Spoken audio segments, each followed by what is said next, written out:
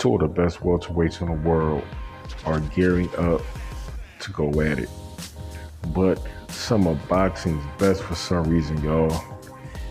They don't got this as a 50-50 fight, or they may favor Bud to beat Spence, which, don't get me wrong, Bud does have the tools to beat Spence, but Spence also has the tools to beat Bud. Spence the same way. But when you see Spence fight, you see Errol Spence chop guys down. So why do people have Bud as the ultimate favorite to beat Errol Spence? Now, I can see if people say there's certain intangibles about Bud game that may slightly elevate him over Errol. But, when you got, prime example, Mike Tyson just flew out to Omaha and spent his birthday out there in camp with Terence Crawford. That's huge. Because not only did Mike say that he picks Bud to beat Errol Spence, but he actually took time out of his day, took time out of his life to fly out there and chill with Bud. And if Bud is any type of Mike Tyson fan or a fan of the sport, not only is that extremely flattering, you know what I mean? But me personally, I know if I was Bud, man, I'd be extremely honored. But at the same time, is that added pressure. You have all these greats, current and former greats, talking about how they have you beating pound for pound one of the best fighters in the world. Some consider the best welterweight in the world. And a lot of people are putting this is Bud Crawford, above him skill-wise to beat him. That has to be a lot of pressure. But I will say this, Bud does have the ability and the tools, and I spoke about it already, and I believe the IQ to defeat Errol Spence. He does. That's what makes this fight, not only on paper, but actually when the fight actually goes down, that is why everybody is going to be tuning in, because both guys have an equal shot at defeating each other. Now, whoever has the best game plan, whoever can utilize their skills the best on the night will come out victorious. That's what I truly believe. Although Bud can switch, when he generally gets hurt, that's generally when Bud switches to southpaw. And I talked about this before, man. Matter of fact, smash that like button. Don't forget to like, comment, and subscribe. Now, Bud is extremely talented. And once he gets in that southpaw stance, you kind of see more of a dog come out of Bud.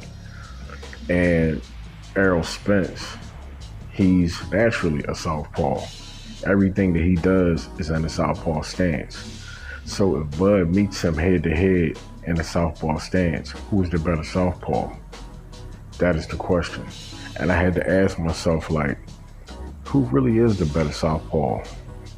Because although Bud can switch, that's all Errol Spence knows is the southpaw stance. Now, he has fought guys and he has defeated guys trying to, use the offset hand. But did they have the same intelligence that Terence Crawford has? That's what we have to find out. Because if you stand right in front of Errol Spence, which people always wind up doing, they stand right in front of Errol, and Errol wind up chopping him down. His body attack is relentless. His jab is impressive. So in order to offset these things, you can't stand in front of him, man. You got to move laterally. You got to get your shots off, and you got to move. You can't stand right in front of him. And although people know these simple tactics, or you would assume that it's simple, that if a guy is standing in front of you trying to hurt you, you want to move out the way. It's one thing to defend yourself, but at the same time, it's another thing to stand there and receive the punishment that he is taking, especially once Errol starts chopping you down at the body. You never want your back to be up against the rope. As soon as your back touches the ropes, you need to be thinking about two things depending upon where you're at in the ring. Moving left, moving right, or tying him up.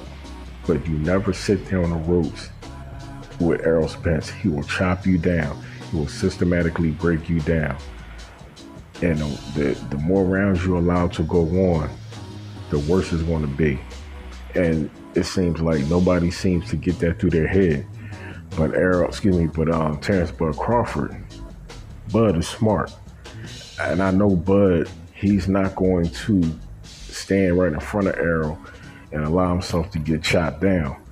So now we're going to see how is Errol Spence on the move.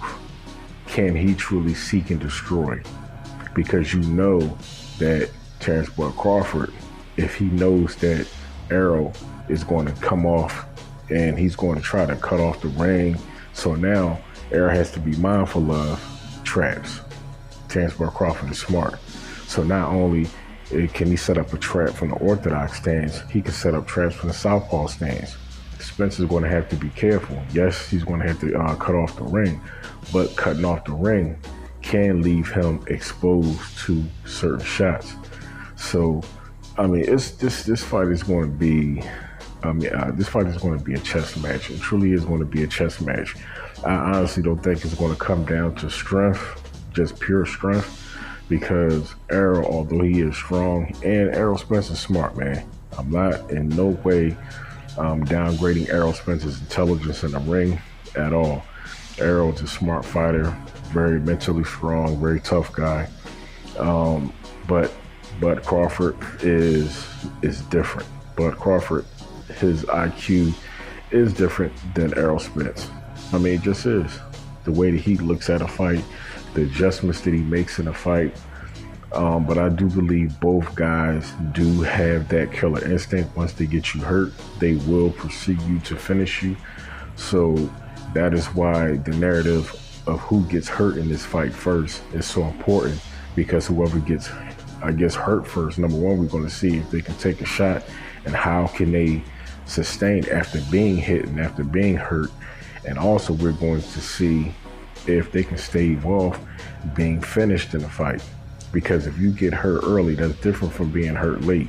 Now, if you get caught early with a wide open shot, you can't get hurt, knocked out, or finished. But later on in the fight, it's even more prevalent because you're tired. You have a little bit less than a gas tank. But I will say, Errol Spence has tremendous stamina.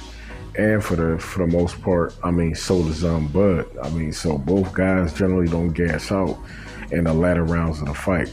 So, and they both carry their power in the later rounds of the fight. Just either competitor, I think their chances are and will be the same, whether it's early, mid, to the late rounds of the fight. 12 rounds is going down, our body boss. Weak channel, stay with a bodyguard.